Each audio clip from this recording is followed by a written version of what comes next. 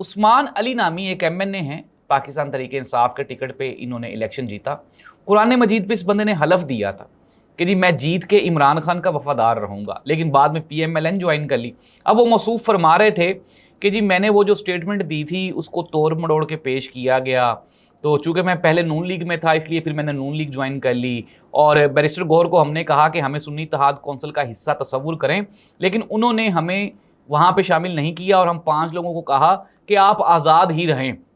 ناظرین، یہ بالکل سفید اور چٹا جھوٹ ہے۔ یہ جو عثمان علی صاحب ہیں یہ واقعی پی ٹی آئی کے ٹکٹ پہ عمران خان کے نام پہ اس نے ووٹ لیے۔ ووٹ لینے کے بعد اس بندے نے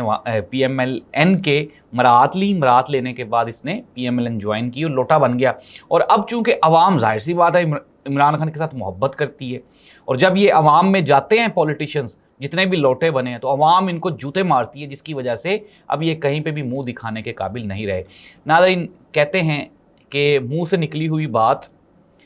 چھوٹی ہوئی ٹرین